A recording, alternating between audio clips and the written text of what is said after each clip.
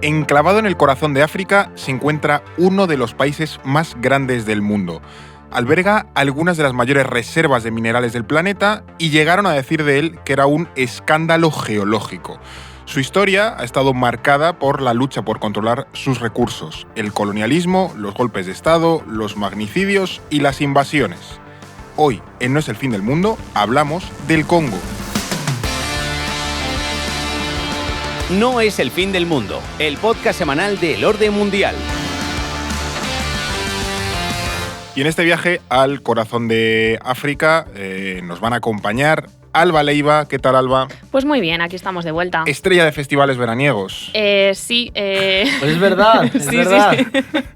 Sí, he de decir que estuve en el Sonorama durante mis vacaciones, que me lo pasé muy bien, y me encontré a varios oyentes que fueron muy majos, me dijeron que les encantaba escuchar el podcast, que nada, pues muy simpáticos todos, y nada, pues ahí nos vimos todos los mismos conciertos y nos cruzamos por ahí. La siguiente, que se vaya con un datáfono. No, hombre, no. Claro, a repartir bolsas. Pues suscríbete.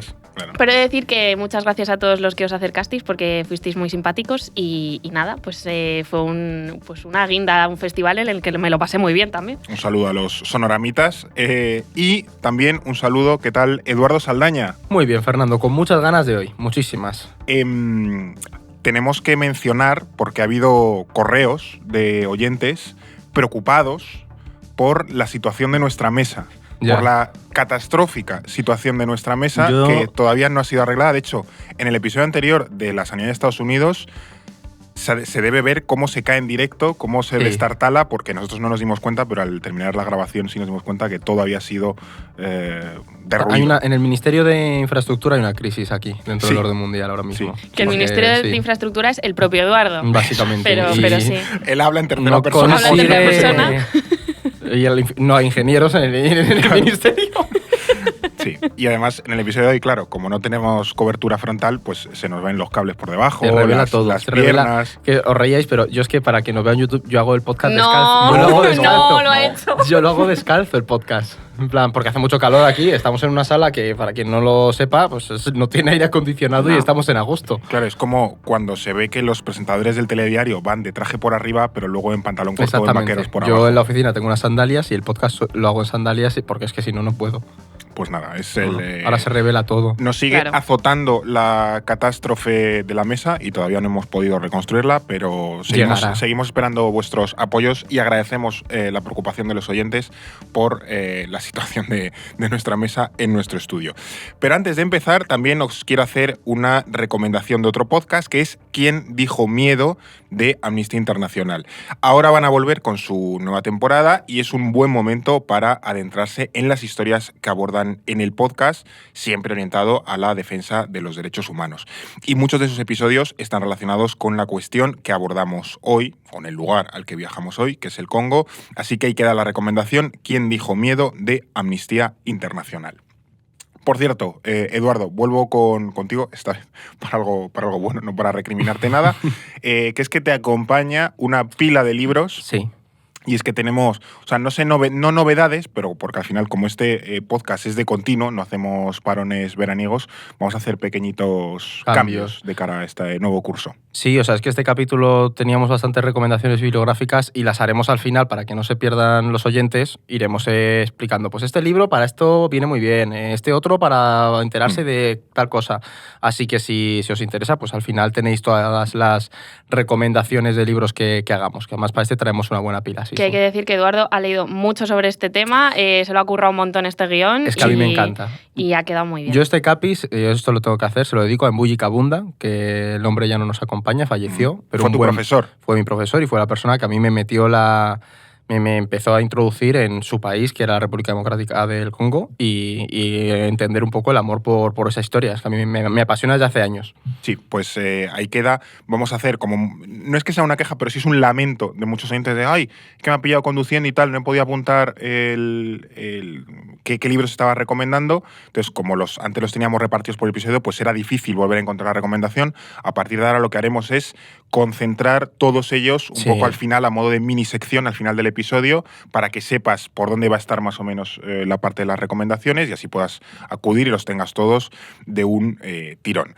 Dicho todo esto, vamos a meternos en el episodio de hoy y es explicar la primera pregunta, como siempre, por qué vamos a hablar hoy, por qué le vamos a dedicar un episodio a esta República Democrática del Congo. Pues porque es un tema que nos han pedido muchos oyentes a raíz del que hicimos de Ruanda. Muchos empezaron a decir, oye, me molaría que hablarais del Congo, y es verdad que está muy relacionado, así que dijimos, vamos a ellos. Y además es que el conflicto en la República Democrática del Congo, RDC, que lo sintetizaremos para no tener que decirlo todo el rato, en el Congo, lleva ya activos 30 años, de hecho es el aniversario del genocidio de Ruanda, pues también dio hoy, como veremos, el inicio, lleva 30 años, y sigue ocupando poco, por no decir prácticamente nada, de la prensa internacional. Entonces también está muy bien abordarlo, porque parte de esa poca cobertura se debe a que es muy difícil de entender, pues porque está formado por muchísimos actores, muchos factores que se relacionan entre sí, y ya lo dejamos ver un poco en el capítulo del genocidio de Ruanda y cómo se expandió a esa zona. Sin embargo,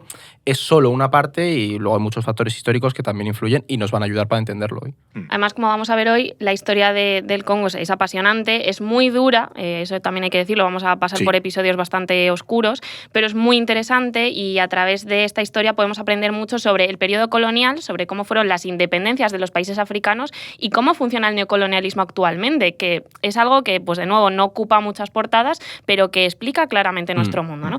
La RDC se ha visto muy marcada por las dinámicas internacionales de cada momento y los intereses de actores extranjeros chocaban en este país y los distintos líderes del mismo pues han intentado sacar partido de esto para enriquecerse. Luego profundizaremos porque hay múltiples ejemplos. Sí, hoy va a haber mucha historia de expolios, de brazos amputados, de asesinatos súper chungos. Sí, la historia del Congo en general es bastante truculenta. Más que nosotros nos vamos a centrar en la República Democrática del Congo, luego habría otro Congo, que es Congo-Brazzaville, que está al lado, pero bueno, es Congo. Brazzaville viene de Brazza, que fue un italiano que estuvo firmando acuerdos con los líderes de esas zonas para conseguir esa colonia para los franceses. Ah, mira.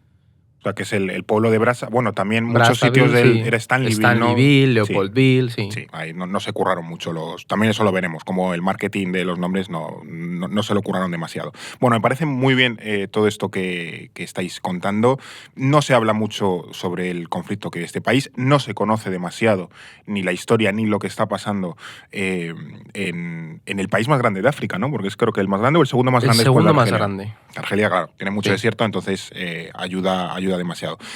¿Podemos poner un poco en contexto qué es lo que está ocurriendo, al menos de manera reciente, en esta República Democrática del Congo, para, ya digo, que quien nos escucha tenga una idea un poco más amplia, más compleja de lo que las nociones que puede tener de la RDC? Claro, luego lo desarrollaremos en profundidad y nos será más fácil de entender porque es necesario tener un contexto histórico, pero bueno, vamos a aterrizar un poco qué está ocurriendo ahora mismo, ¿no?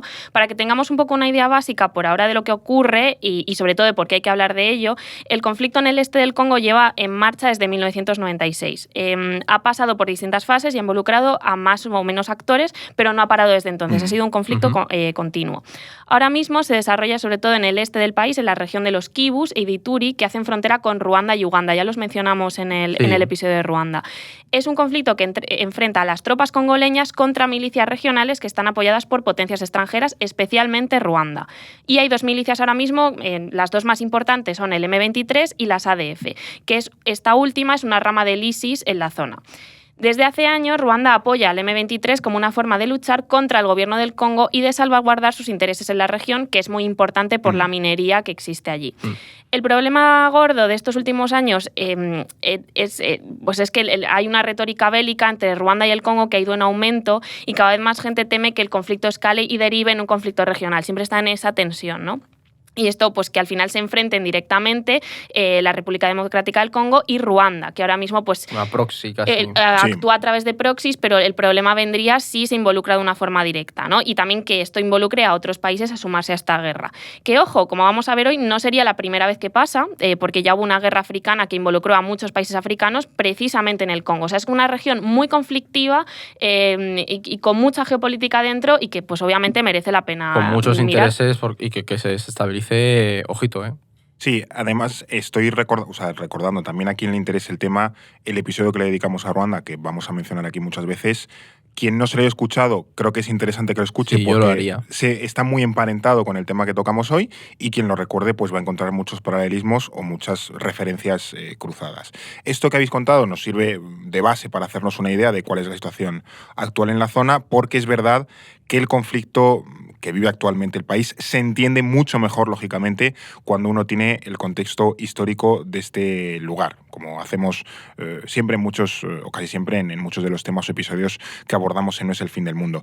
Pero vamos a situar primero a esta RDC en el mapa y también a explicar algunas de las principales características que tiene este lugar, ya digo, a la hora o con la intención de entender el país y las dinámicas geopolíticas que puede tener dentro. Pues estamos hablando de un país del tamaño de Europa Occidental, que poca broma, que son 2,3 millones de kilómetros cuadrados, lo que también es igual a 2/3 de la India. O sea, estamos hablando de un territorio inmenso, que sí que es cierto que como proyectamos los mapas, África nos parece siempre más pequeñita, pero es un continente inmenso y este territorio nos lo demuestra, ¿no? Si vemos el mapa de la RDC, podemos ver que está enclavado en el centro de África, pero que se abre al océano por una pequeña franja, y podemos pensar en el mapa del Congo como un embudo. Y esta salida al mar, en la punta del embudo, está en el que probablemente es el accidente geográfico más representativo del país, el río Congo, y que a muchos les sonará de la historia o del corazón de las tinieblas o este tipo de cosas, ¿no? Es un río que ha vertebrado el país porque todos los ríos y arroyos que lo surcan acaban desembocando en él, y de ellos surgen las vías férreas que van a las regiones con recursos mineros. O sea, es central. A nivel de recursos, el Congo es uno de los países más ricos del mundo, lo que suele ser una bendición en muchos casos, pero en el caso de la RC ha sido la principal desgracia del país. O sea, es una trampa de, la maldición de los recursos naturales, ¿no? Claro. O sea, se le pone como el ejemplo de la trampa de los recursos. Justo. Y a lo largo de los siglos, las potencias del momento, que aún han ido variando, han explotado los recursos que tenía este territorio, desde la madera y el marfil al caucho, el uranio, los diamantes o al cobalto actualmente. Mira, me gusta que saquéis este tema porque nos ayuda también a mostrar que estos países, estos territorios, tenían historia antes de la llegada de los europeos, que parece que con nuestra llegada se pone en marcha lo de la historia, ilumina, pero no, ¿no? eso es. Pero no, evidentemente pasaban cosas mucho antes de que llegásemos los europeos. ¿Podemos hacer un breve resumen de cómo era el territorio, lo que hoy conocemos como el Congo, como la República Democrática del Congo, antes de que apareciésemos por allí?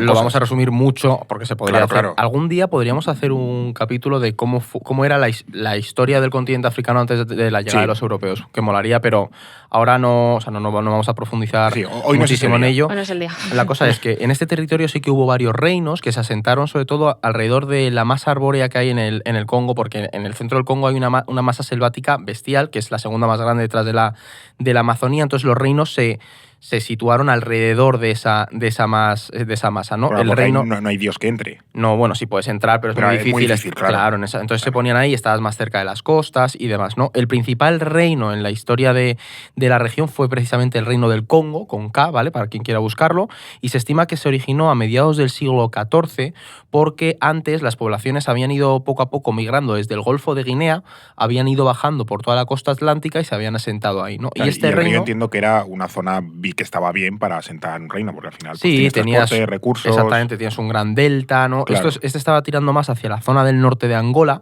pero bueno, digamos que al sur del delta y de todo el río Congo, ¿no? Y este reino se asentó en la costa atlántica, en la zona sur, lo que ahora es el río. Los portugueses empezaron a entrar en contacto con él ya en el siglo XV y mantuvieron relaciones comerciales durante mucho tiempo. Durante muchos siglos había relaciones entre el imperio portugués y el reino del Congo. Pero hay que decir que este reino del Congo no era el único, también había otros reinos más pequeños, como el reino de Luba o de Luna, que estaban más hacia la región del lago Tanganica, y otros más hacia el interior, como el reino de Cuba, con K.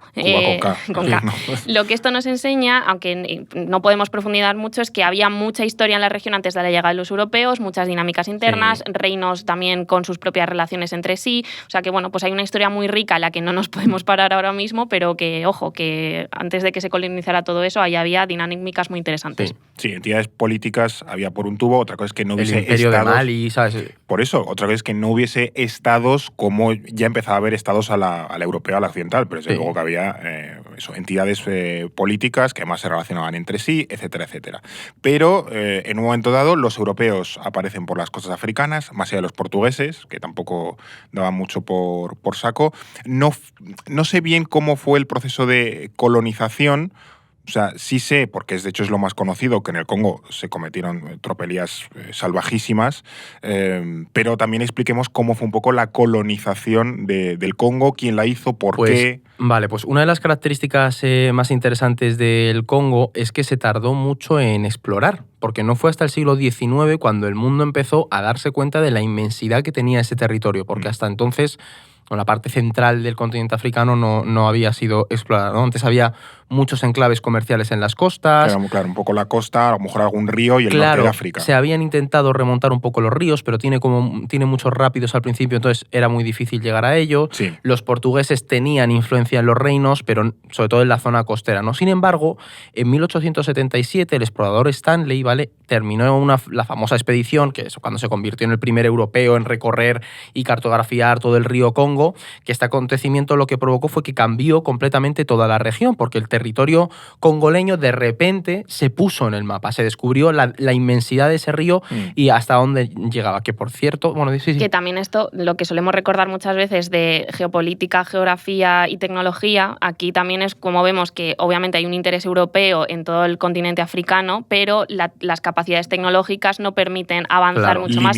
Son limitantes, entonces en el momento en el que ya avanzan los siglos, mejora la tecnología, pues también se permite avanzar dentro de un territorio y por supuesto pues colonizarlo. Justo, que además Stanley no tenía el objetivo de explorar el Congo, sino de buscar al Dr. Livingstone, que esto es una historia buenísima. Esto ¿no? es lo del Dr. Livingstone, I presume. Exactamente, sí, supongo, ¿no? Es cuando que estaban buscando los orígenes del Nilo y acabaron descubriendo y explorando todo el río Congo, ¿no? Pero lo importante es que con este descubrimiento en Europa se empezó a oír hablar de este territorio y estos rumores llegaron a uno de los personajes que para mí es de los más siniestros y polémicos de la historia europea, que es el rey de Bélgica, Leopoldo II. Sí, ya hemos llegado claramente a el personaje en un sentido muy polisémico, porque menuda pieza de los grandes carápulas que nos ha legado el siglo XX. Porque esta historia de Leopoldo II y el Estado libre del Congo, que libre era poco y Estado era más bien cortijo, es tremebunda. O sea, siempre ha parecido, ya digo, una de las cosas más bestias, salvajes, tremebundas que ha habido durante el periodo colonial. Sí, es muy bestia por muchas razones y como veremos a nivel de explotación fue una colonización absolutamente terrible. Sin embargo, primero tenemos que entender que otra de las cosas bestias de este caso es que un señor, o sea, Leopoldo II, consiguió por su cuenta que las potencias europeas reconocieran su soberanía sobre un territorio del tamaño de Europa occidental. O sea, dijo, esto es mío, y el resto de monarquías europeas dijeron, bueno, de acuerdo, pues es suyo, pues ahí para usted. Pues para ti. Pues para ti. Y esto, o sea, que la colonización, que es importante diferenciarlo, no la hizo Bélgica. No. Era del señor. No, Bélgica pasaría a ser posteriormente la administradora, pero bastantes años después. Al principio todo esto fue la aventura del rey. Claro. Esto vamos a explicarlo un poco. Hay que tener presentes varias cosas. Por un lado, Bélgica era un estado bastante joven, se creó en 1830, y Leopoldo quería que fuera un estado a la altura del resto de países europeos, no igualarse pues al Gran Reino Unido, a la Gran Francia, etc. Y creía que para eso necesitaba una colonia, que esto también es una mentalidad muy europea de la época. De la época. Sin embargo, el Estado belga no estaba de acuerdo y no apoyaba su causa. La cosa es que Leopoldo decidió embarcarse por su cuenta y riesgo en la obtención de este territorio y empezó a buscar lugares y organizó conferencias de geografía sobre el continente africano, y ahí fue donde puso la vista en un inmenso territorio que estaba vacío en los mapas, que es el Congo. Todo vacío que nadie había reclamado hasta el momento. Si veis los mapas se ve como un manchurrón. O sea, todo está cartografiado y ahí es como no se sabe qué hay. Aquí no sabemos qué hay. Esos mapas antiguos son interesantísimos, cómo vamos cartografiando el planeta poco a poco es curioso. Pero bueno, todo esto pasaba en paralelo al viaje de Stanley, que precisamente estaba cartografiando el río Congo, ¿no? Entonces, cuando Leopoldo se enteró de que había recorrido el río Congo, no tardó en ficharle para su causa. Y a través de la Asociación Internacional Africana, que era una asociación que había creado y que presidía el propio Leopoldo, esta le volvió volvió al Congo con el mandato de abrir estaciones comerciales en el territorio. Al final lo que hacían era firmar acuerdos con los líderes locales para que estos les cediesen soberanía. Leopoldo, además, tenía bastante prisa porque en esta época las potencias europeas estaban avanzando en el continente y tenía miedo de que le quitaran sus ansiadas posesiones. Estamos en plena carrera de colonización, que luego todo eso se va a ir ordenando, ¿no? Pero claro, él decía, tengo que darme prisa para conseguir este territorio y mi ansiada colonia, que es para mí que soy rey, porque el Estado belga pasa de lo que yo estoy haciendo. Claro, además el Congo no era un cacahuete que dijeses, bueno, pues quédate con esto, un poco como nos hicieron en España o Portugal, como, bueno, pues quédate con esto, sino que el Congo estaba en el centro, en un territorio grande, o sea, era una pieza jugosa. Entonces Leopoldo dijo, oye, esto me tengo que dar aquí un poquito de alegría para conseguirlo. Es que a mí lo que me alucina es que las potencias europeas de ese momento accediesen, o sea, diesen luz verde a que este señor, a que el rey, se quedase con el control de un territorio que evidentemente multiplicaba por no sé cuántas veces el propio territorio de Bélgica. Claro, pero también hay que entender varias cosas. Por un lado, no se sabía bien la dimensión que podía llegar a tener, se sabía que era grande, pero no tan grande, ¿no? Y luego que para estas potencias la aventura de Leopoldo II era una locura. Es decir, ¿quién iba a pensar que le saliera bien la jugada, que una persona pudiera controlar semejante territorio con tan pocos recursos, porque lo estaba pagando de su bolsillo? Claro. O sea, porque al final, si lo pensamos, ellos apoyaban a la asociación y no a Leopoldo. Leopoldo también se escondía un poco detrás de eso, ¿no? Además, Bélgica era un estado muy pequeño, no era un rival geopolítico, y esto fue algo que Bismarck, uno de los grandes ahí jugadores del momento, fue una de las razones por las que Bismarck, en la conferencia de Berlín, apoyó que el territorio del Congo se le diera a Leopoldo, ¿no? Bismarck pensaba que sería un buen colchón ahí en el centro de África para evitar disputas entre las grandes potencias europeas. Que a su vez Bélgica ya era un tapón de... Sí, claro, o sea, que era un poco reproducir el mismo esquema en África. Curioso, básicamente era lo que quería crear entregándole el Congo a Leopoldo. Y además, Leopoldo se encargó bastante bien de ganarse el apoyo de otros países, porque, por ejemplo, a Francia le dijo, mira, si yo no puedo controlar el territorio, tú vas a ser la primera en la cola para quedarte con él, si me apoyas. No te preocupes. Entonces Francia dijo, pues ok, te apoyo. Y así, con mucha suerte y mucha astucia, el rey de Bélgica consiguió hacerse con un territorio del tamaño de Europa Occidental, y cuando tenía además muy poquitos enclaves a orillas del río Congo. No tenía el territorio explorado, ¿sabes? Totalmente. Y aquí es cuando se establece el Estado libre del Congo, entiendo. Exacto, ya es uno de los periodos, se considera uno de los periodos más sangrientos en la historia del territorio, y eso que al inicio todo parecía bastante tranquilo, y lo entrecomillo, porque Leopoldo, por eso lo de libre, Leopoldo se comprometió a establecer el libre comercio, a luchar contra la trata de esclavos. Está lo de la parte de la conferencia de Berlín, si no me equivoco, es lo de la libre navegación por el río Congo. Exactamente. Claro, sí. Es como, vale, tú tienes este territorio y lo controlas, pero vas a permitir que todos nosotros naveguemos por este río para, abastecer y comerciar nuestras colonias. Además, el tío se vendía como voy a acabar con la trata de esclavos, voy a luchar contra ellos. Sin embargo, acabaría rompiendo todas estas promesas. ¿Por qué? Porque la razón principal es que el Estado Libre del Congo era un pozo de tragar dinero. Es decir, estaba en bancarrota, ¿no? Y para finales de la década de 1880, el monarca estaba prácticamente arruinado, lo que le llevó a dar un giro a la política en el territorio, y lo que hizo fue empezar a poner más restricciones al libre comercio. Se pasó al lado oscuro. Dijo, mira, aquí no me vais a dejar sin pasta. Básicamente nacionalizó el 99% de las tierras. Eso tuvo una repercusión bestial en la población, muchísima empobrecimiento, y también pidió dinero al Estado belga. Ya empezó a tirar de las arcas nacionales. Y todo se orientó, toda la política del territorio, a sacar beneficios y a recuperar y llenar los bolsillos de nuevo del monarca. Porque aquí hay que insistir en una cosa. En otras colonias los territorios eran administrados por un país. Es decir, las decisiones se tomaban en los congresos. El Congreso francés se decía, pues esto vamos a hacerlo así, ¿no? Pero esto aquí era una cosa de un señor. Era una colonia privada. Por eso hablamos más de un cortijo, ¿no? Claro. Lo que pasó es que al poner coto al libre comercio, Leopoldo controló mucho más las concesiones territoriales, y muchas se otorgaban a compañías de las que él formaba parte o se llevaba algún ingreso. O sea, todo esto era demencial. Es que es una dinámica que luego se ha venido repitiendo en el país muchísimo. Sí, es que el tío pillaba cacho de todos lados. Sí, o sea, sí. Era Estaba suyo, presente en todo. Las mordidas ahí de Leopoldo. Justo. Y en esta espiral de crisis y de búsqueda de los beneficios, el destino volvió a sonreír a Leopoldo con algo que marcaría su dominio sobre el Congo, que es el auge de la demanda de caucho. Aquí ya entramos en esa dinámica de recursos que es clave para entender este país, ¿no? Porque la creación del neumático hizo que la demanda de caucho aumentara y el Estado Libre del Congo tenía las mayores reservas. Leopoldo, ¿qué hizo? Pues estableció un sistema de explotación absoluto del caucho, tanto en los territorios controlados por el monarca monarca como en los que controlaban las compañías privadas. Y aquí pues hubo unas dinámicas de violencia y de explotación que fueron brutales.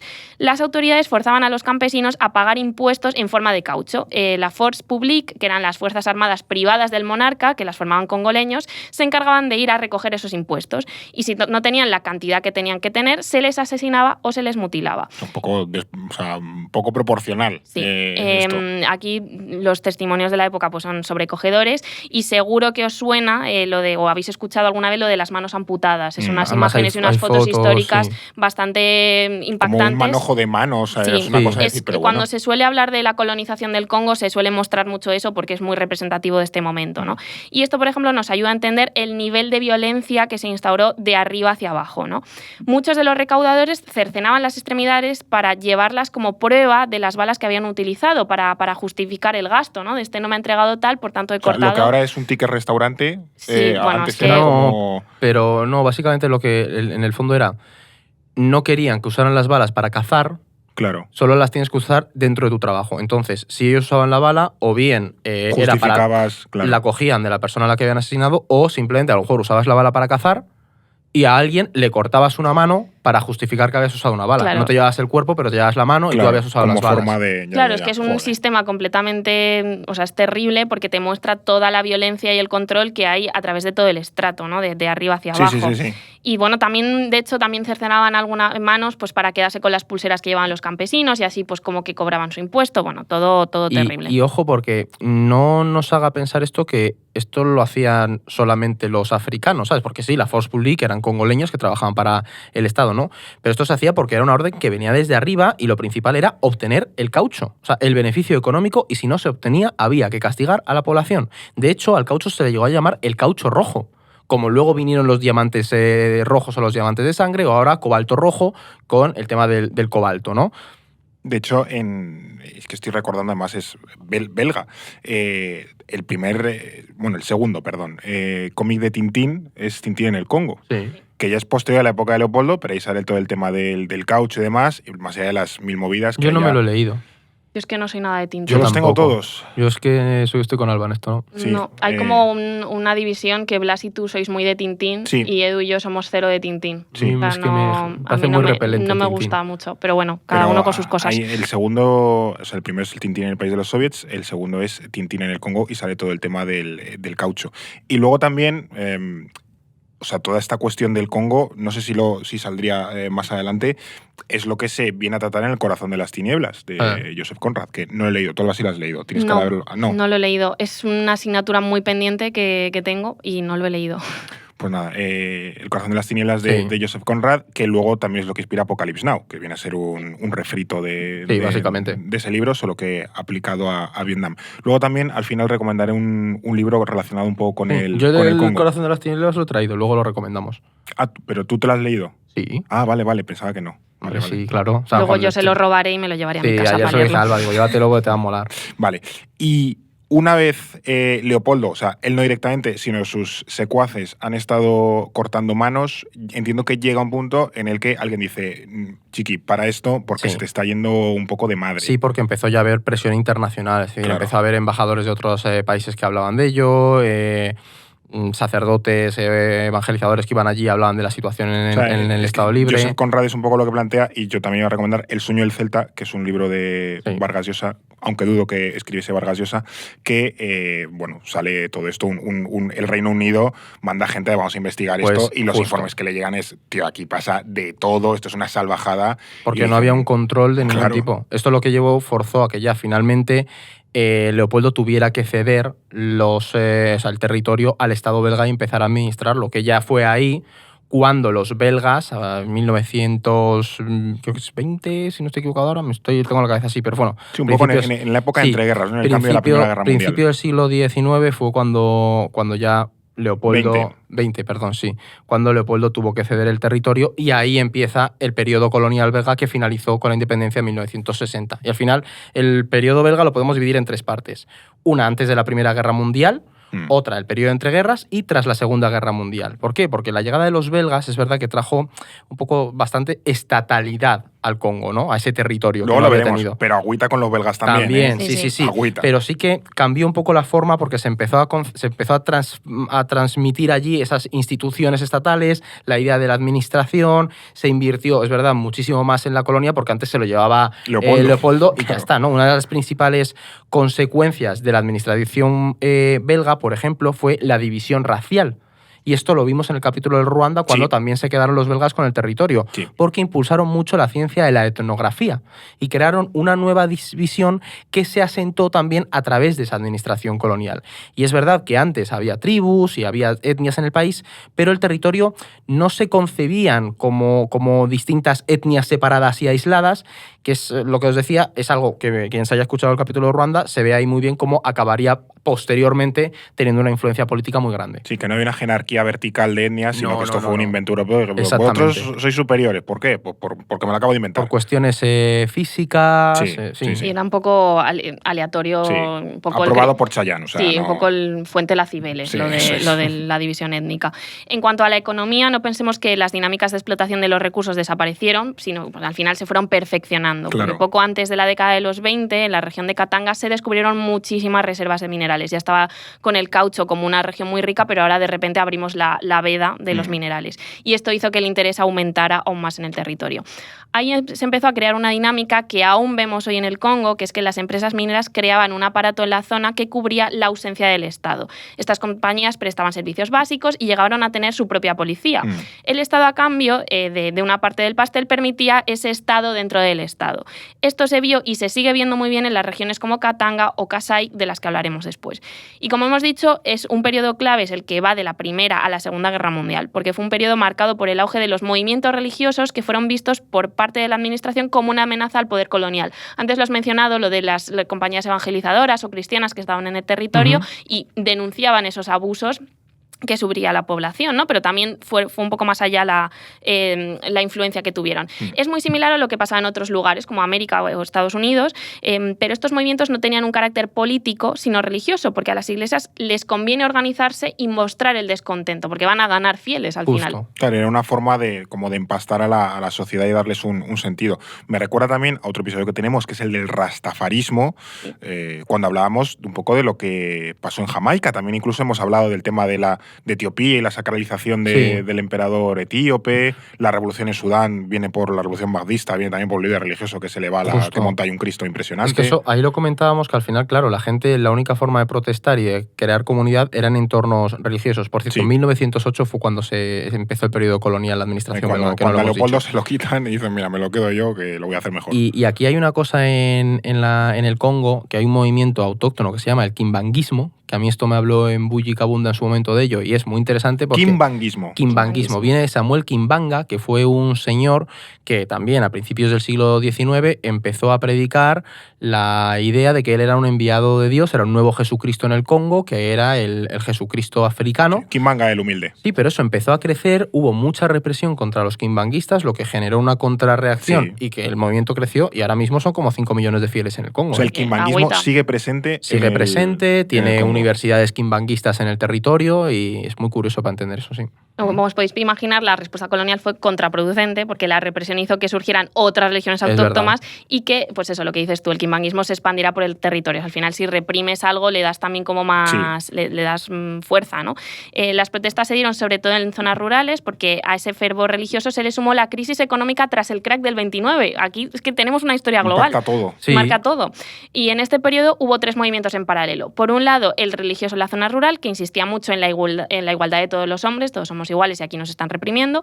Por otro lado, empezó a haber un auge de los movimientos proletarios en las ciudades, porque muchos de esos trabajadores especialmente veían a otros trabajadores blancos en sus mismas condiciones y cobrando más que ellos, y veían esa diferencia racial y decían, oye, esto lo veían mucho los marineros congoleños. Claro, hacemos lo mismo porque este blanco cobra más que yo, ¿no? Y por último, los veteranos de la Primera Guerra Mundial, de nuevo, esa historia global. Estos colectivos siempre han sido complicados en la historia colonial porque eran perfiles más formados, algunos habían estado en Europa y en contacto con otros africanos de otras colonias y movimientos panafricanistas. Entonces empieza a surgir ahí todo un sustrato de descontento que nos terminará llevando a la descolonización. Sí, que en ese aspecto también el Congo queda conectado con el mundo y engancha con todas las tendencias globales que estaban ocurriendo en en ese momento.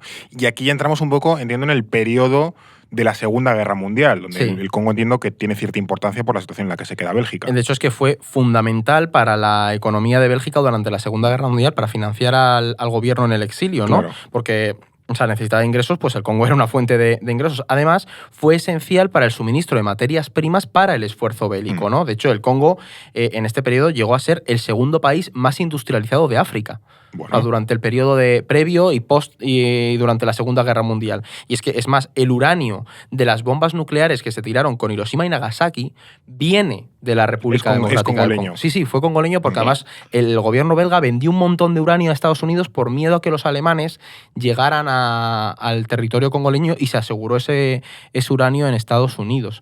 Y otro recurso muy importante congoleño en la Segunda Guerra Mundial fueron sus soldados, porque la Force Publique congoleña llegó a luchar en la India y también en Etiopía. Y es que fueron fundamentales para la liberación de Etiopía y la llegada de Haile Selassie a Etiopía de nuevo, ¿no? ¿Qué pasa? Que la Segunda Guerra Mundial fue un punto de inflexión total, fue esa gota que colmó el vaso, porque fue una guerra en la que los africanos estaban disparando contra blancos y apresando a blancos, ¿no? Sí. Durante esas campañas militares estuvieron en contacto con soldados de otras colonias, por ejemplo, oficiales nigerianos que estaban en el ejército británico. ¿Y qué pasa? Que tras la Segunda Guerra Mundial, los belgas intentaron crear una unión belgo-congoleña al estilo de la Commonwealth y demás, pero no les funcionó para nada porque ya el espíritu de la independencia estaba asentado y es que era imparable. Sí, esto pasa mucho, lo intenta Países Bajos con Indonesia, lo intenta la Unión Francesa con otras colonias y no les llega a salir el invento. Bien, antes de meternos en la independencia del Congo, que es una etapa, además de bastante chunga, apasionante, o sea, pasan muchísimas cosas súper interesantes, hoy tenemos que hacerte una pregunta a ti, que eres oyente habitual de No es el fin del mundo. Sabes que los lunes solemos tener un episodio más cortito donde solemos explicar conceptos o cuestiones, ya digo, más específicas o concretas. Si eres una persona que no los escucha, nos gustaría que nos contases por qué. Hay mil razones, o sea, no es un reproche, sino una ganas de conocer, que puede ser que son demasiado cortos para lo que sueles escuchar o para lo que a ti se adapta. Quizás es que no te convencen los temas, quizás es que no los conoces demasiado y solamente te gusta escuchar los largos de los jueves. La razón que sea, cuéntanoslo. Esto, insisto, solo si escuchas estos episodios, como el de hoy, los largos, los tochos, pero no los cortitos de los lunes. Y nos puedes dejar un comentario en el canal por el que nos escuches, en Spotify, en iVoox, en YouTube, donde prefieras, y nos lo cuentas un poco por qué ocurre ahí, y créenos que lo leeremos atentamente. Esto No es el fin del mundo. Vamos ahora con la cuestión de la independencia del Congo y ya toda su historia como Estado independiente. ¿Cómo llega la República Democrática del Congo a esa independencia?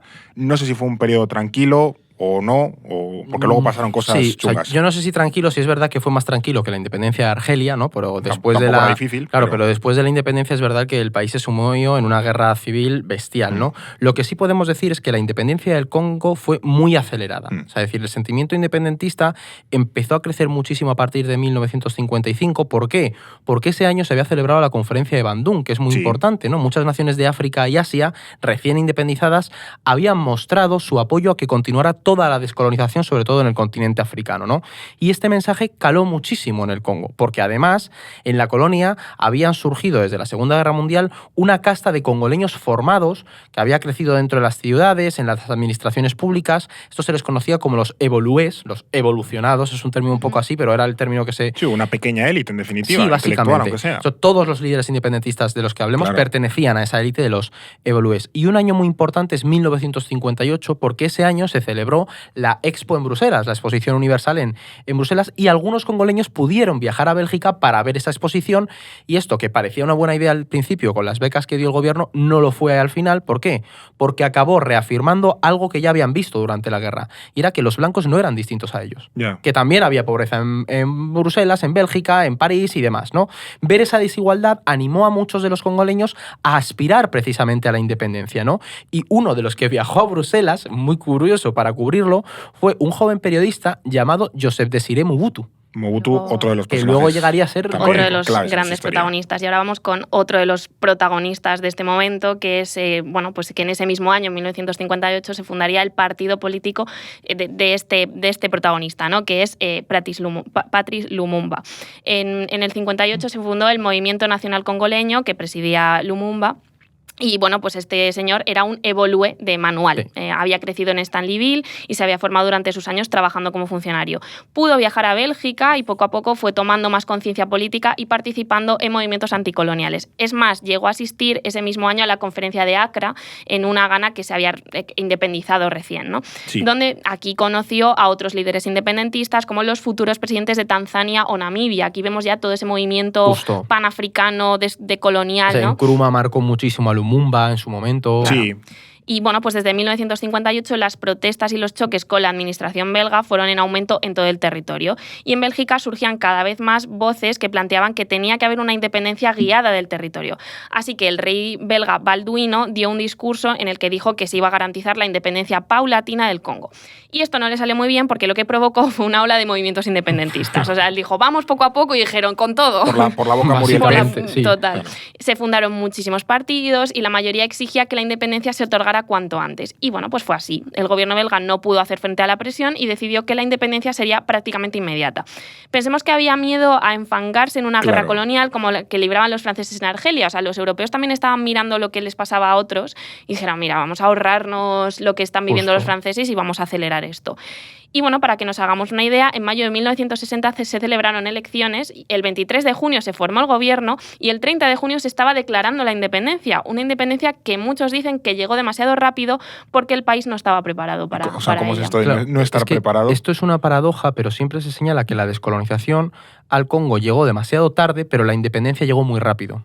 Hombre, tú lo has dicho que si en el 50 y pico ya se estaban... Empiezan los movimientos independentistas, eso es muy tarde porque ya en el 50 y algo ya había países independientes en África, en el sentido de descolonizados. Pero la independencia fue muy abrupta y con esto nos referimos a que no se prepararon correctamente las instituciones ni a los perfiles intermedios que tenían que dirigir el país, ¿no? O sea, el día de la independencia del Congo, el país solo tenía 16 universitarios. O sea, la fuerza pública, el ejército... No hay nada que hacer. Claro, el ejército no tenía oficiales congoleños porque no habían acabado el proceso de formación al que se les estaba sometiendo para poder llegar a la independencia. No había médicos, tampoco ingenieros, no había juristas nativos, es decir, no había congoleños en ese tipo de cargos, ¿no? Todos eran funcionarios de rangos intermedios.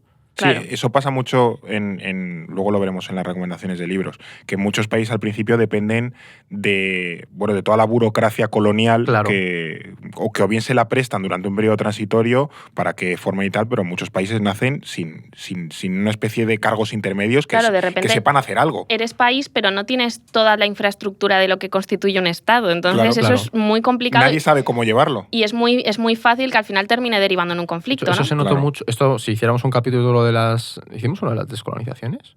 No. Hablamos de la regionalización en África, uno de los primeros episodios que hicimos en No es el fin del mundo. Pero se ve mucho la diferencia entre los que eran administración británica y francesa, por el modelo de administración. Sí, los franceses lo tenían mucho más cogido en casa. Claro.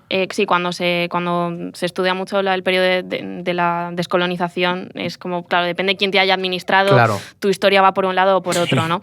Y bueno, esto a nivel general, ¿no? Porque a nivel político el mapa electoral estaba muy fraccionado, había tres grandes fuerzas que explicaban lo que luego ocurrió luego. Estaba el partido de Lumumba, que tenía una visión de unidad nacional, y otros partidos separatistas que apostaban por una confederación, que estaban representados por Kasavubu, que era más moderado, y Tsombe en Katanga, y más radical.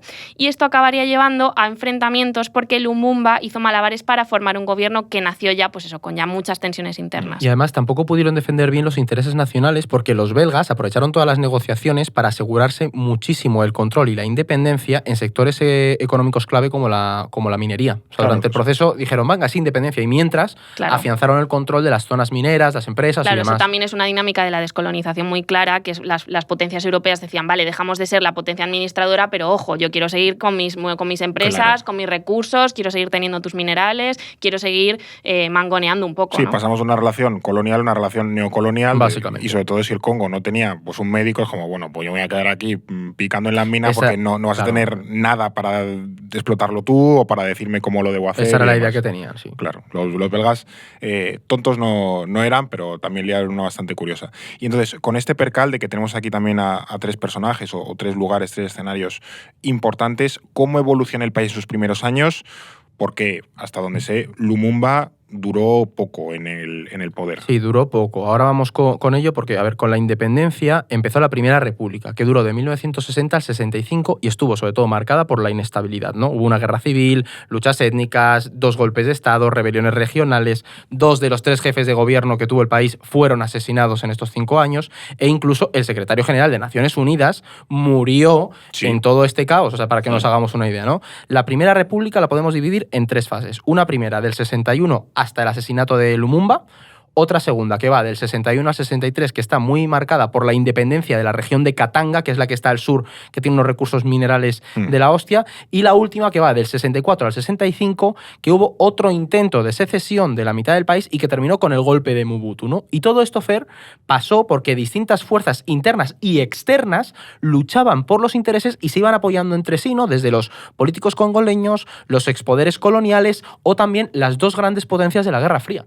Sí, es que en el Congo llega un punto en el que se junta absolutamente todo. Sí. Que el asesinato de Lumumba por un lado y luego la secesión y toda la guerra en Katanga muestran muy bien cómo esas lógicas de la Guerra Fría se vieron reflejadas en el Congo. De hecho, como veremos, hasta el propio Che Guevara estuvo por allí metido. O sea, es que en el Congo pasa de todo y pasa todo el mundo por allí. El Congo es muy buen reflejo de toda la historia global. Sí, es o sea, un por eso este capi ha sido jodido de sintetizar. Sí. O sea, como el cubito Abecrem de la historia del siglo XX. El cubito Abecrem de la historia del siglo XX, totalmente.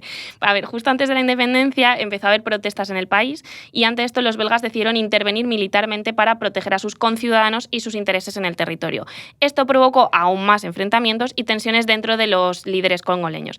Las Naciones Unidas desplegaron cascos azules para evitar que la situación se fuera de las manos. Además, también pensemos que aquí pues ya son unas décadas después de la creación de Naciones Unidas. Sí. Es que esto es de las primeras cosas que va generando y cohesionando esa organización. De hecho, fue y viendo... la primera gran misión de Naciones Unidas después de Corea, yo creo. Creo que sí, si no me equivoco. Y la Naciones Unidas también está en Cachemira. Sí, es la misión más antigua. Sí, eso. Pero aquí vemos cómo va desplegando y pensando qué tiene que hacer. Quería reivindicarse un poco, decir, venga, yo tengo que ser aquí no el policía, pero sí un poco el garante de la paz global y si aquí se está liando, yo tengo que tener un papel. En ese caos, Sonbe, que estaba resentido porque no había conseguido un buen puesto en el gobierno, decidió declarar la independencia de Katanga. No tardó en tener el apoyo del gobierno belga, que seguía teniendo muchos intereses mineros en la región. O sea, yo te apoyo porque al final pues quiero montar aquí mi chiringuito, ¿no? Al poco tiempo se declaró la independencia de Kasai, que era otro territorio, y las 2 son regiones importantísimas, como hemos visto, para la economía del país. Kasai, en el tema de los diamantes, es el sitio por antonomasia de diamantes. Claro, son unos minerales y otros diamantes, justo. ¿No? Vale. Esto hizo que el gobierno de Kasavubu y Lumumba se desmoronara. Lumumba empezó a pedir ayuda internacional a todo el mundo porque veía que el país se le escapaba de las manos, se le estaba fragmentando. Que Lumumba era primer ministro y Kasavubu era el presidente, ¿no? Sí. En esa época, vale.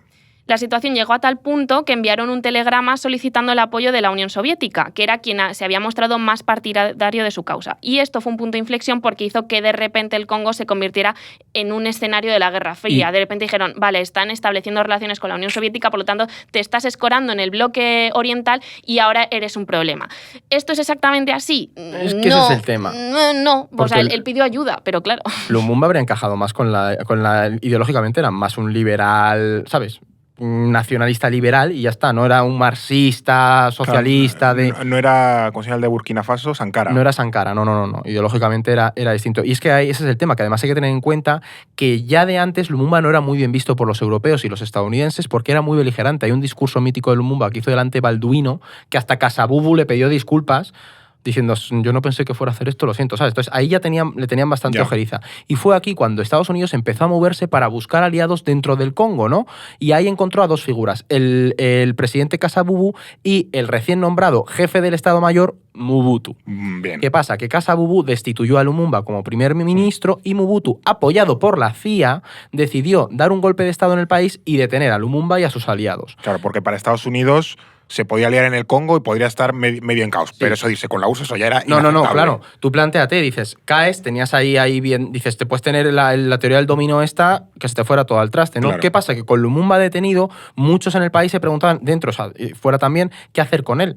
Pero Mobutu, con el apoyo y el beneplácito de Bélgica y Estados Unidos, decidió mandar a Lumumba a Katanga para que Sombé se hiciera cargo de él. ¿Qué ocurre? Que Patrice Lumumba fue asesinado el 17 de enero del 61, había estado en el poder menos de 4 meses y en su muerte participaron Mobutu, Kasavubu, Sombé, todos apoyados por la CIA y además toda la operación con el apoyo logístico de Bélgica. Es decir, Bélgica puso aviones, puso todo el plan mercenarios también, ¿no? Todo. Creo. Sí. Entonces, al final, a Lumumba se lo cargaron Estados Unidos, Bélgica, con los aliados que se habían encontrado. Sí, internos. ahí Lumumba se convirtió un poco en un mártir de la descolonización africana. Pero porque era un símbolo a nivel internacional. Claro.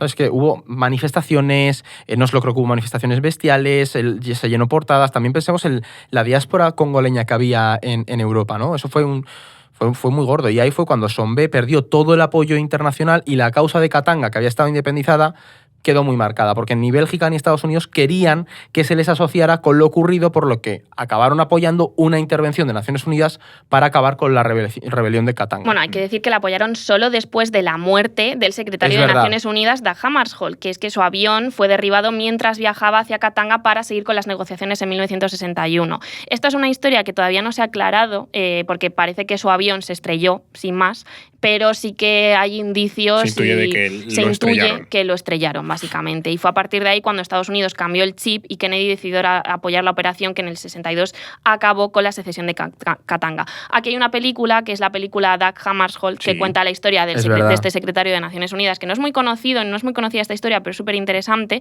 Y bueno, es un recorrido de la historia del personaje justo en estos días, cuando él está en plenas negociaciones de toda la descolonización del Congo, de pues toda la secesión de Katanga, de cómo viaja a Katanga y de cómo derriban su avión. En la película optan por la idea de la conspiración, de que fue una cuestión de los belgas. No se ha confirmado, pero bueno, ahí hay cosas que Reino Unido no ha desclasificado, que Estados Unidos no ha desclasificado. Entonces hay una presión bastante importante para que se abran esos archivos y se sepa qué pasó con Dag Hammarskjöld. También mucha presión por parte de Suecia, porque él era sueco. Claro. Creo recordar, de hecho, que Bélgica, mucho tiempo después, más cerca del presente que de aquel momento, acabó pidiendo perdón por su papel. Acabó reconociendo que efectivamente había tenido un papel y que no estaba orgullosa. Creo que es lo mínimo que se puede hacer. De aquel momento. Pero Estados Unidos creo que no ha dicho nada, porque aquí se ve, es la típica historia de Estados Unidos de lío una megaparda porque tengo miedo de que alguien que ha esbozado ligeramente una pata socialdemócrata se alíe con la URSS y luego tengo miedo del monstruo que he creado porque genero un caos brutal y luego, pues esto se ha ido demasiado de madre, tío. Y además, no pensemos que con el fin del tema de Katanga se acabó la historia y la crisis en el Congo, porque faltaría que uno de los personajes que tú has mencionado más icónicos apareciera, que era el Che Guevara, ¿no? Porque tras el asesinato de Lumumba, en las provincias del este empezaron a surgir movimientos revolucionarios impulsados por partidarios de Lumumba. Y algunos de ellos, por ejemplo, Pierre Mulele, estaba muy inspirado por el maoísmo, porque empezaron a recibir apoyo de China y de la Unión Soviética. Y aquí surgió un movimiento que es conocido como la Revolución de los Simbas, y yo no sabría cómo definirlos ideológicamente porque lo que les guiaba era más bien la frustración con el sistema y aglutinaban de todo, desde campesinos, exiliados, seguidores de Lumumba. Había más una fuerte presencia de ritos chamanistas, religiosos, y estos son importantes porque uno de los que le dirigía era Laurent Désiré Kabila, que llegaría a ser muchos años después presidente de la República Democrática del Congo. Luego hablaremos de Claro, Kabila. pero este tío ya estaba por ahí como un maqui entre la selva congoleña y de Tanzania. Un personaje muy chungo, ¿eh? Claro, el tema es ese. La cuestión es que para la URSS y para China la revolución de los Simbas era una forma de hacer contrapeso a la influencia que el bloque occidental estaba ganando en el Congo, así que el Che Guevara acabó yéndose con estos a luchar con guerrilleros congoleños junto con cubanos afrodescendientes al Congo. Es verdad que tampoco tardó mucho el Che Guevara en darse cuenta de que esta gente no tenía la conciencia revolucionaria que él pensaba. Acabó un poco hasta las narices. Sí, básicamente. Desistió a los pocos meses y dijo, yo me voy. O sea, se puede leer en los diarios del Che Guevara, se lee la historia de cuando estuvo en el Congo y dice, mira, esta gente no. Sí, la verdad que ahí fue listo el Che, que lo estábamos hablando antes, que tenemos que hacer un capítulo del Che Guevara porque es un personaje clave en la historia del siglo XX. Pero bueno, la rebelión fue aplastada por las fuerzas congoleñas con apoyo occidental y de Tshombe, que es el de Katanga, que había regresado y se había puesto al lado de Kasavubu y de Mobutu. Él, la verdad, que era un oportunista de manual. Y de aquí, en 1965, viendo que Tshombe y Kasavubu ganaban mucho apoyo, Mobutu Sese Seko decidió hacer lo que había hecho antes, dar un golpe de Estado y hacerse con el poder. Hizo lo que sabía hacer. Él daba golpes de Estado constantemente. el 24 de noviembre de 1965, bajo la excusa de que todo era un caos y con el apoyo de las Fuerzas Armadas, se autoproclamó presidente. Y empezó aquí una de las dictaduras más famosas de África, que han marcado el continente africano. Que por cierto, Sonbé, Franco le acogió. Sonbé se vino a España. ¿Ah, sí? ¿En serio? Sí. Y su familia estuvo viviendo en Mallorca, su familia se quedó en Mallorca y él murió en Argelia. Pues ¿Ostras? no lo conocía. Otro Sí. crápula que hemos acogido aquí. Porque aquí volvió. ¿Quién Franco fue? no Ante hacía Pavelic diferencia. está enterrado en Madrid, Sí. en el centro de San Pero Isidro. si no estoy, luego mal, no sé si si no estoy uno equivocado, dominicano Sonbé creo que también. murió fuera de España, pero estuvo aquí viviendo y en Mallorca su familia... Se pasó un rato por Mallorca. No se fue a mal sitio, la verdad. No, hombre, tonto no era. Bueno, ahora llegamos al periodo de Mobutu, 30 años de dictadura, ¿no? Más o menos, porque Vamos, se una larga. dictadura la de este Sí, sí. tío. Pero lo compensó con mucho estilo. Sí, Mobutu. es verdad. O sea, a nivel de vestimenta, es un Sí. poco... Y Suena hay que reconocérselo. O sea, es verdad que a nivel de... Vuelve Lola, vuelve Bob Claro, y pero hacemos un ranking de... Mobutu, y junto con otros podríamos hacer un capítulo de la vestimenta en los dictadores y la importancia Bueno, que un tiene. capítulo no sé, pero Te da, ¿eh? Yo un creo que te ring da. podemos. Claro, que no es la mención solo por estiloso, sino por la importancia política que Sí, tenía eso sí. Sí, ahora lo su veremos. vestimenta y su estilo. Pero el tema de la vestimenta, esto es muy buen ejemplo, pero se ve en otros Sí. momentos con el maoísmo también, Justo. el control de la vestimenta también es un buen indicativo del autoritarismo. Es muy bueno, curioso. Mugabe que se hacía trajes con su cara. ¿En Robert serio? Mugabe, el de Zimbabue. No es se muy hacía- diferente a la camisa espantosa que tienes tú con la cara de Einstein. Ya, sí. Ay, es verdad. Sí. Mira, bueno. pues cuando venga a la Ese- playa ese que la tengo horror. allí me la traigo y hago el capítulo Bueno, con ella a para que ver lo vea si- la gente. A ver si se te olvida para entonces. Bueno, entonces hemos llegado a eso, a la época de Mobutu, que es un poco lo que le caracteriza o cómo se enmarca en estos primeros años. Pues yo os diría que Mobutu es uno de los grandes representantes de lo que fueron las dictaduras africanas tras las independencias. Es como ahí un claro ejemplo. La primera década de su mandato estuvo muy marcada por el esplendor nacional. De hecho, la economía congoleña creció y hubo un sentimiento de bonanza general. Y Mobutu destacó porque hablaba directo, con un lenguaje contundente. Entonces se convirtió en un líder autoritario, pero digamos que popular, ¿no? Pues nos ha llevado a la bonanza y el tío es Hombre, carismático. después de los últimos años, donde Claro. un poco de Sí. tranquilidad se agradecía. Claro. Y tras el caos que había estallado tras la independencia, Mobutu pues eso, ofrecía estabilidad y esperanzas de progreso. Claro. En cuanto entró, hizo una purga política y estableció una dictadura militar, dando poder a sus aliados más cercanos. Un pilar central fue el ejército y Mobutu no escatimó a la hora de regar con dinero a los militares. Porque al final, si tienes a los militares contentos, Total. todo es bastante... Mantienes el mantienes cargo. el poder. Se inspiró mucho en el modelo chino y norcoreano y fundó su propio partido político, y el Congo se convirtió en un sistema de partido único. Todo giraba alrededor del partido, la línea entre el Estado y lo que era el partido pues se desdibujó completamente, eran uno, Sin básicamente. ser Y- marxista ni socialista, quiero decir, él No, tomó esa no. referencia, pero Bueno, es que tenía esta cosa de... Era esa idea de el marxismo a la tropicalés, ¿sabes? Que era como un poco... Bueno. Sí, pero Sí, Mugabe... como el libro verde de Gaddafi y tal. Sí, esa idea de dictadores de aquella época que mezclaban, Sí. cogían una cosa de aquí, otra de allá. Y a mí de Mobutu, o sea, siempre sabéis que yo he tenido una filia por las figuras estas de los dictadores. Me gusta entender cómo funciona, no que me gustan a mí los dictadores, pero ideológicamente cómo construyen Sí. su poder y demás. Y es muy interesante la figura de Mobutu porque en esta primera década impulsó ese movimiento que era el mobutismo, que buscaba una vuelta a los orígenes del país. Es decir, lo que hacían era contraponerse al periodo colonial y abrazaba completamente la tradición africana, ¿no? De repente él se convirtió en un exponente de la africanización en todo el continente. O sea, para que nos hagamos una idea, cambió el nombre del país para alejarlo del nombre colonial, pasó a llamarlo Zaire, Sí. ¿vale? Es También, como lo llamaban mis abuelos todavía. bueno, yo a veces, o sea, el Zaire me parece un nombre muy bonito, pero bueno. Claro. Además, para evitar esas luchas tribales, lo que hizo Mobutu fue impulsar, junto con su Ministerio de Propaganda, lo que se conoce como la zairización. Y esto básicamente consiste en crear un sentimiento nacional en torno a las ideas de tribalismo. Es decir, el Zaire es una tribu de tribus, ¿no? Cada zaireño pertenece a una tribu, a Claro. una etnia, pero a su vez es parte de una tribu nacional de la que Mobutu es el padre y el guía, que esto no suena tan distinto a un Kim Il-sung, Sí. ¿sabes? Pero más adaptado a a las su propio contexto. jerarquías y a las Ese es lógicas el que tema. Claro. estaban en el Congo. ¿Qué Claro. ocurre? Que se basó mucho en esa China de Mao. También me recuerda mucho a Gaddafi, Justo, en Libia. sí, es que es el tema. Es muy Sí. esa idea. Es que todos vivían mucho de ese movimiento maoísta que estaba surgiendo en el momento, ¿sabes? Se medio copiaban Claro, entre ellos. y llegó a todos los niveles. Se estableció qué música escuchar, qué gastronomía era la adecuada para el Zaire, se prohibieron los nombres cristianos, él se cambió el nombre. Él era José Mobutu y se puso Mobutu Sese Seko, que no sé cómo la traducción es el traidor, de valedor, de no sé qué, X. Además, por ejemplo, se hizo también el tema de... Se estableció una nueva indumentaria y, por supuesto, un culto masivo al líder. Por ejemplo, a nivel de vestimenta, que lo comentábamos antes, para los hombres se estableció como traje el conocido abacost, que tenía una clara inspiración en los trajes maoístas, y el nombre viene de la frase abat le costume, abajo el traje, ¿no? Y para ellas se prohibieron las minifaldas y se impuso una vestimenta tradicional que se llama el pañe.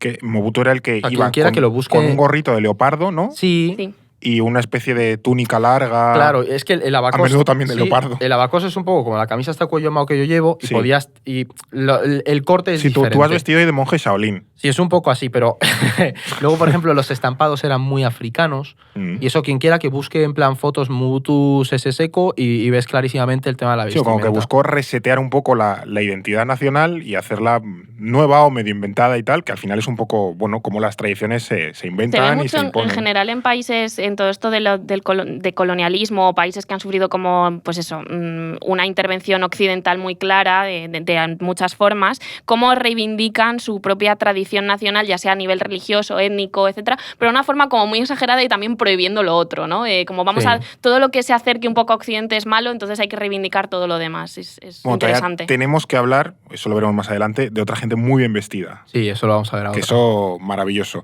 Pero más allá de este proceso y del éxito económico, acompaña un poco al Zaire de estos primeros años. Que, por cierto, en estos primeros años se impulsó la rumba congoleña. ¿Rumba congoleña? Yo recomiendo escuchar a Papa Wemba.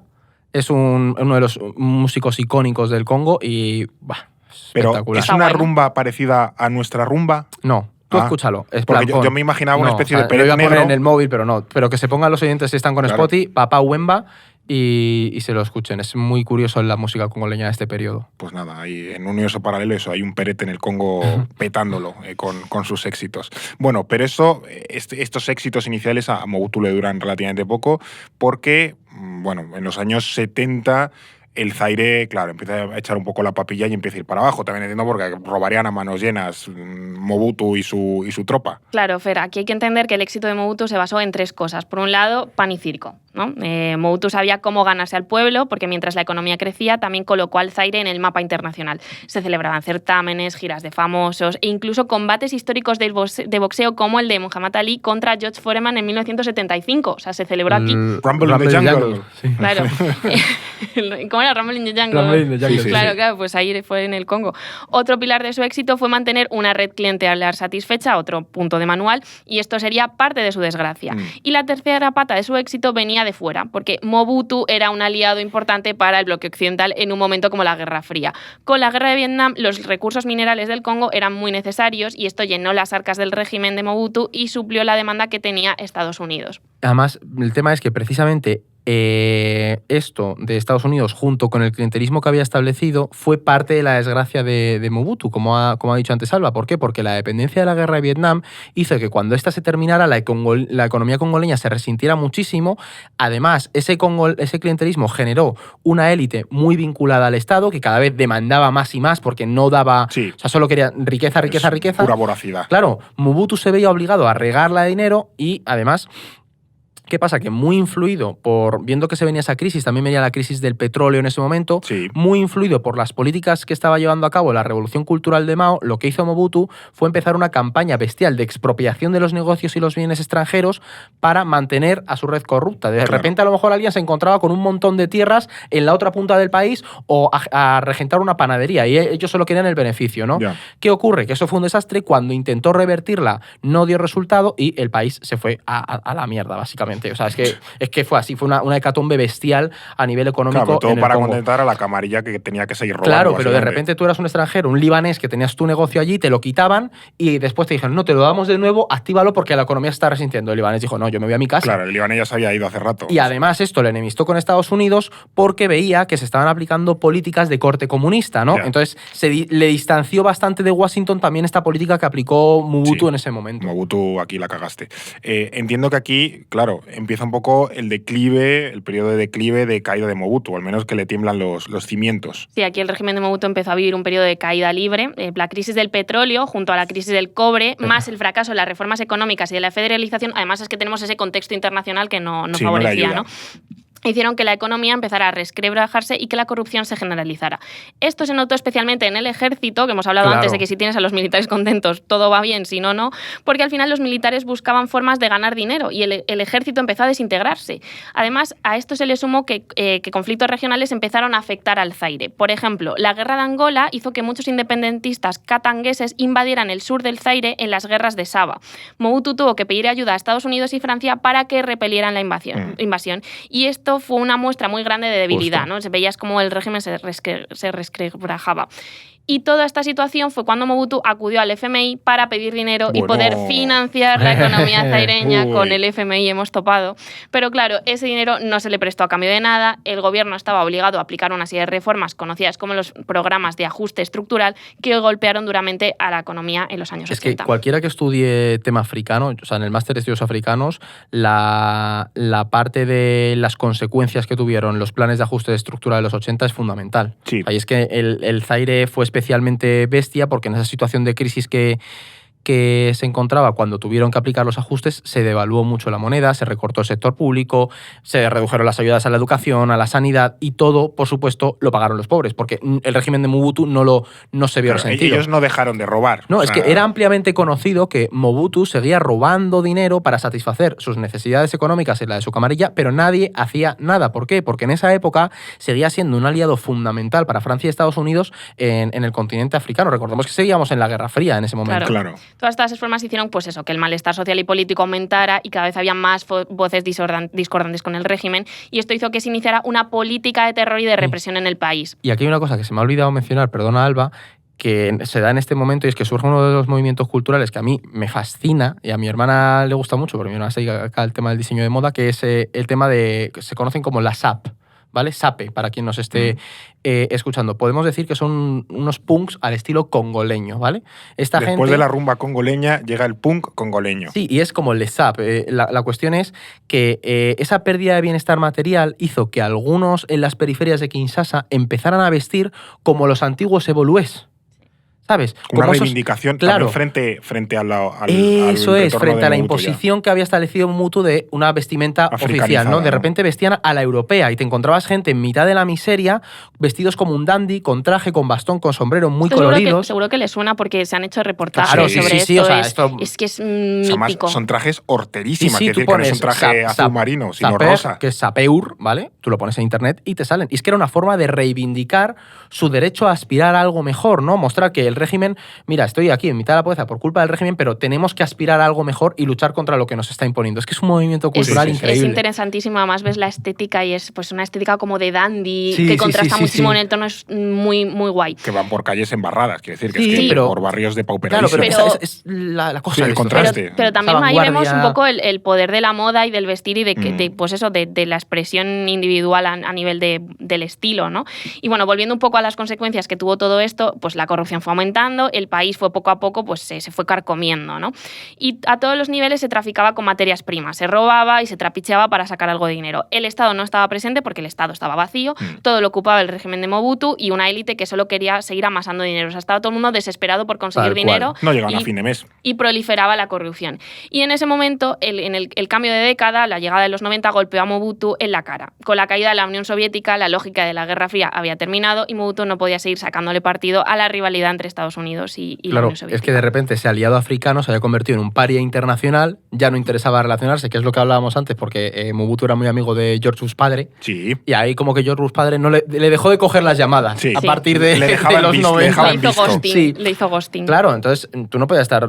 La lógica del orden internacional pasó a la defensa de los derechos humanos. Y Mobutu en eso no era el mejor, ¿sabes? Precisamente, ¿no? Entonces se convirtió en un ejemplo de cleptócrata africano, ¿no? Y a Occidente pues le retiró prácticamente todo el apoyo. Hay que decir que intentó hacer una pantomima democrática y dar algo de libertad política, pero todo era postureo y bueno, pues Mobutu se seguía aferrando al poder. El descontento fue creciendo y en el 92 tuvo que hacer frente a movilizaciones como la Marcha de la Esperanza, que acabó en una masacre. O sea, todo esto además con esas oleadas de descontento pues venía una grandísima represión. Y fue la mayor protesta en la historia del país, la Marcha de la Esperanza. Y a esto se le sumó que la inflación estaba disparada, se llegó a imprimir un billete de 5 millones que equivalía a $2. O sea, las fotos son muy bestias, si lo ponen en Google fuerte. También. 5 millones de que no sé qué tendrían Son billetes de 5 millones. Bueno, de hecho es que, si no recuerdo mal, estoy tirando de memoria, pero creo que tuvieron problemas para pagar a la empresa que imprimía los billetes. Ay, por Dios. Haciéndolos a mano, claro, con boli. era como que imprimieron los billetes para que veamos la situación económica del país. No tenían dinero para pagar a la empresa que le estaba imprimiendo los billetes. Claro, todo esto llevó a que los militares que no recibían un sueldo empezaran a realizar saqueos y hacerse con el control de zonas a explotar, ¿no? Lo mismo ocurrió con los líderes regionales que montaron sus propias milicias. Estamos viendo un claro ejemplo de Estado que se desmorona. Sí, claro. Aquí todo el mundo empezó a salvar su culo, básicamente. Claro, pero pensemos que 20 años antes había sido un ejemplo de desarrollo.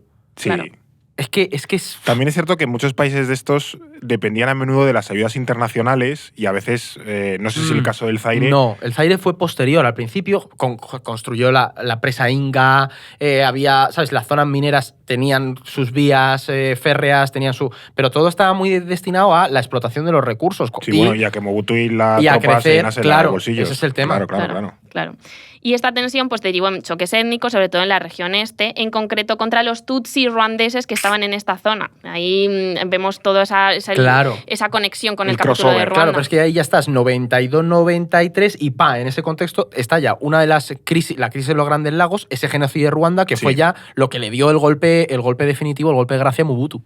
O sea, esto, bueno, recuerdo que lo contamos en el capítulo de Ruanda, que hicimos también como breves incursiones en la historia del Congo, que tras el genocidio o durante el genocidio, antes del genocidio, muchos hutus huyeron al país y los tutsis que se habían hecho con el poder pues querían vengarse de muchos de los genocidas que habían precisamente huido al Zaire buscando esa evasión, también apoyados por Francia, por el propio Mobutu. Claro, es que Mobutu en este contexto vio una forma de ganarse el apoyo de Occidente, ¿no? Porque dijo, oye, pues me voy a mostrar, voy a apoyar a parar esta crisis, el genocidio y demás. El problema es que él no sabía que estaba firmando su condena. ¿Por qué? Porque el nuevo gobierno de Ruanda, que estaba encabezado por Paul Kagame, que este hombre sigue dirigiendo el país, ganando con un 98% de los votos. Pues muy querido. El tema es que Kagame tenía claro que tenía que acabar con los hutus que se habían refugiado en el Congo porque no quería que hicieran lo que él mismo hizo, armarse en el extranjero y invadir de nuevo Ruanda, ¿no?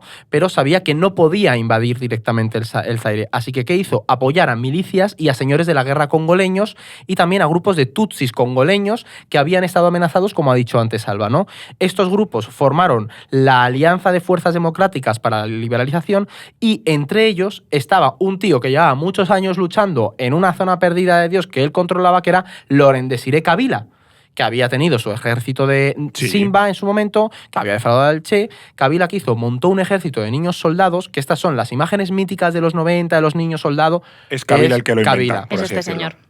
Todo el armamento que llevan, ruandés, la vestimenta ruandesa, y era Kabila el que estaba detrás, ¿no? ¿Qué pasa? Apoyados por Ruanda, pues se fueron a luchar contra Mobutu. Esta guerra fue terrible, hubo venganza de las tropas ruandesas, asesinó a miles de civiles hutus que no tenían nada que ver con el refugiados conflicto. O sea, todo esto es como toda la resaca del genocidio de Ruanda. Después no se cuenta la sombra que hubo, es otro genocidio en el Congo contra hutus. Ya. Aquí el ejército congoleño se empezó a descomponer, muchos huían, los que hacían frente a los invasores eran milicias locales como los Mai Mai, que no tenían jerarquía y bueno, pues que cometían las mismas atrocidades que los otros. Sin embargo, Kabila consiguió ganarse el apoyo del pueblo. Era visto como un liberador frente al dictador Mobutu y así, además de al pueblo, a Uganda y a Ruanda también se ganó pues, ese apoyo internacional, ¿no? La comunidad internacional se sentía muy mal por no haber actuado contra el genocidio y apoyaron a Ruanda en su lucha y, por lo tanto, a sus aliados en el Zaire como Kabila, a pesar de que era un señor que estaba reclutando a niños soldados, ¿vale? Sí. Así, en mayo de 1997, Kabila se hizo con el poder, Mobutu huyó a Togo y luego a Marruecos, donde terminaría muriendo. Pero aunque los congoleños creyeran que todo estaba solucionado, les quedaba por vivir una desgracia más. Una guerra que aún hoy continúa desgarrando el país, la conocida como la Guerra Mundial Africana o la Gran Guerra Africana. O sea, para llamarlo Guerra Mundial Africana, no. Tiene que ser una cosa heavy. O sea, para que os hagáis una idea, llegaron a participar 9 países africanos y más de 30 milicias. O sea, es que es una bestialidad. O sea, fue el conflicto más sangriento desde la Segunda Guerra Mundial y sin él no podríamos entender la situación actual en la República Democrática. No es conocido porque en los años, claro, no se conoce nada. De Ruanda, guerras de Yugoslavia, pero esto de la Guerra Mundial Africana porque no apenas sale. Pensemos en el contexto internacional que estábamos. Acabas de tenías el genocidio de Ruanda, la crisis en los Balcanes. Por eso. Los medios internacionales no eran capaces de saber quiénes eran los buenos y los malos en lo que estaba pasando en el continente africano. Seguíamos en una lógica muy de… Estábamos en recién posguerra fría día y todavía no entendíamos muy bien como el mundo actual, ¿no? O Claro. sea, no entendíamos muy... Era como, vale, pero ¿estos quiénes son? Y estaban Entonces me da pasando poco- muchas cosas, Claro. ¿sabes? Y era como, bueno, venías, a lo mejor pues sigue la crisis allí y ya está, ¿sabes? Sí, rollo como muy crisis humanitaria, que todavía Sí. se hablaba de eso, crisis humanitaria y tal. Ese es el tema. La cuestión es que ¿cómo se llegó a una guerra de estas dimensiones? Pues cuando Kabila llegó al poder, que ahí cambió el nombre del país, del Zaire a la República Democrática del Congo actual, no tardó nada en establecer un modelo muy similar al de Mobutu. Autoritario, cleptócrata, y al poco tiempo ya se estaba enemistando con Naciones Unidas, también con los países occidentales, porque empezó a usar el argumento ese de neocolonialismo, nos quieren echar del poder, porque al final, en parte, también lo que quería Bueno, era que más en tarta verdad del pastel. sí, o sea, es como Sí, no te le queremos faltaba... echar del poder. Claro, no le faltaba razón, pero es una herramienta que utilizas mucho para cerrar filas Sí. en torno a tu figura, ¿no? Sí. Pero el problema no vino de ahí, sino de las relaciones con Ruanda. ¿Por qué? Porque los ruandeses seguían teniendo mucha presencia en el país y dentro del gobierno. De hecho, el jefe del Estado Mayor de la República Democrática del Congo era James Kabarebe, que era un ruandés que había acompañado a Kabila en la invasión y que luego volvió a invadir el país, ¿no? Kabila, ¿qué pasa? Empezó a difundir la idea de que Ruanda quería controlar el Congo y sus recursos, especialmente la región del Kivu, que no le faltaba razón. Eso te iba a decir que un poco sí. Claro, sí, o sea, es que en el fondo era así. Pero ¿qué pasa? Esto no gustó nada ni a Uganda ni a Ruanda Claro. y decidieron tomar partido y acabar con el que había sido su aliado. Claro, o sea, Kabila. había sido su aliado, ahora como se gira contra está, nosotros, claro. nosotros respondemos, ¿no? Y aquí es donde estalló todo. Ruanda, Uganda y Burundi, con el apoyo de milicias congoleñas, invadieron el Congo otra vez. Kabila empezó a pedir ayuda a sus países vecinos y rápidamente consiguió el apoyo de algunos como Angola, Zimbabue, Namibia, Sudán, Chad y Libia. O sea, estamos viendo la cantidad de Es una actores que hay aquí bestialidad. metidos. Todos tenían algún tipo de interés, ya fueran los recursos naturales del Congo o rencillas con otros países. Si yo estoy enfrentado con otro, bueno, pues aprovecho aquí para enfrentarme. Hay quien lo compara con la formación de ententes de la Primera Guerra Mundial. Para el 99 el frente había quedado estancado y ahí la cosa cambió. Uganda y Ruanda empezaron a luchar entre sí a través de sus milicias. Pero bueno. O sea, Sí, bueno, es que es una bestialidad. Ahí empezaron a... por controlar zonas mineras en las distintas zonas del país. Ya no importaba derrocar a Kabila, sino los recursos del Congo. Claro, Kabila era un poco la excusa con la que pegarse por claro. por Pero las si minas. tú no consigues avanzar, pues dices, oye, Pues me vamos quedo a con afianzar esto. las zonas Claro, que tenemos. claro. En mitad de todo esto, a Kabila le asesinó uno de sus soldados y su hijo llega al poder. Consiguen en 2003 firmar una paz con Ruanda y teóricamente poner fin al conflicto, pero esto no es así. Desde entonces se vivió un proceso de fragmentación de las milicias. El conflicto se cronifica y ya no había bandos claros, sino una amalgama de grupos que luchaban por el control de distintas zonas. La Unión Europea llegó a mandar una misión militar para pacificar la región de Ituri, pero no acabó con el conflicto, que se desplazó sobre todo a la región de los Kivus. Y Uganda y Ruanda seguían dando apoyo indirecto a grupos armados para así obtener el beneficio económico de las materias primas. En el fondo lo que vemos es, pues eso, un conflicto que se cronifica, un Estado que no llega a controlar la inmensidad del país y que se deteriora y una amalgama de grupos apoyados por potencias Y extranjeras. es que esto lo seguimos viendo actualmente, porque el Eso M23... te iba a preguntar, que no sé si aquí, por ejemplo, el tema del coltán entra en juego. Muchísimo. Y todo eso. O sea, es una de las partes. O sea, porque el M23 es una de las guerrillas más importantes en la zona del Kivu actual. O sea, tiene apoyo directo de Ruanda y se sabe clarísimamente, ¿no? El régimen de Kagame prefiere esta lucha con proxies para que también así la comunidad internacional no les señale como responsable directo, porque cuando firmaron el acuerdo de paz en el 2003 fue un poco por eso, porque ya había mucha presión y estaban retirando las ayudas a Ruanda de las que se nutría muchísimo Claro, el país, y dijo, hostia, pues dejo de participar Necesito los directamente, ingresos. pero pago a milicias, ¿no? El tema es que durante esta guerra y la fase que la siguió, muchos soldados y milicianos vieron que el negocio de los recursos era mucho más rentable que seguir luchando. Entonces, lo que empezaron es hacerse con el control de minas o zonas mineras con muchos recursos y a explotársela y vendérselas a las multinacionales extranjeras que estaban allí, ¿no?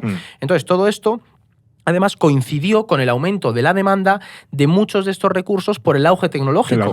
Pensemos que estamos principios del siglo XXI, muchas empresas mineras internacionales llegaron a la República Democrática del Congo a explotar sus recursos, como el cobalto que tú señalabas, y el tema es que mientras explotaban las minas oficiales, se generó una economía paralela que hoy en día continúa y es uno de los grandes problemas en el país, donde estos grupos de milicianos y exsoldados vendían los recursos que explotaban en las minas que controlaban. No los explotaban ellos, sino tenían explotados a congoleños para trabajar. Esta minería es la que se conoce como minería artesanal, lo pongo entre comillas. Una que es un montón de gente picando como exactamente, hace 500 años. Básicamente a mano, porque pues, primero no hay recursos y luego es que es la forma en la que tienen estas milicias de bajar los costes y vendérselo a las empresas mineras. Que de vez en cuando hay como derrumbes también en minas. Es se muy llevan bestia, a 50, luego quedan enterrados. Luego recomiendo un libro que está muy bien para entender esto. Sí.